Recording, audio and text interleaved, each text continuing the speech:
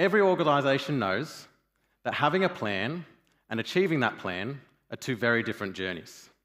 And Rail is very familiar with that. In particular, we have an operations organisation that are dedicated to try and sort this. We invest a lot of time, we lots of people, we put money and resources together to make sure that we put the best plans forward for our customers. We then probably put just as much time, resource and energy into making sure those plans get fulfilled as best as we can on the day-to-day.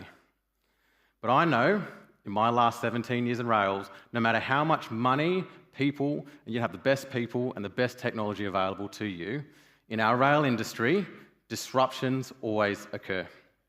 They are a natural part of having networks of our size. If I think of just the last couple of years, I can think of the 2019-2020 bushfires. You can think of 2022, the major flooding events that also occurred here in Queensland. And more recently, on the weekend past, I think we all took a nice big breath that there was no impacts for the recent industrial actions. These are things that always occur, and unfortunately, they lead to impacted passengers' experience, which as operators is the thing we're trying to reduce. We want them to have the best experience possible. But let's remember, this is not Australian first to have disruptions. These are a global reality and something that we're always trying to face in the full industry. A few examples here of some big things like typhoons, we've got arson attacks, we've got global IT outages. All major things that impact our customers that we as operators want to try and prevent. So what if, when a disruption occurs, we can make sure that we have got the most accurate, timely, and up-to-date information at the fingertips of our customers so they can make their decisions better about how they're going to do their journey. So for MTS, what was standing in our way?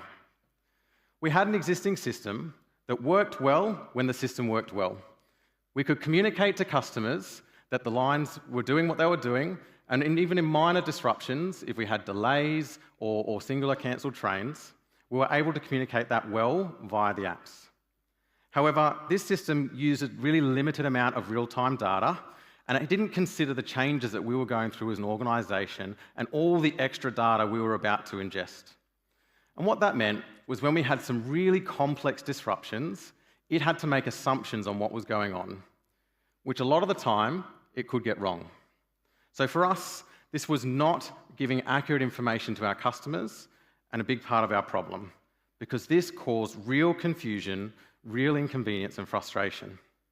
So we recognised we needed to get into our data and work out how to use that to its fullest. And we absolutely needed support from that, from Adam and his team at Two Stone.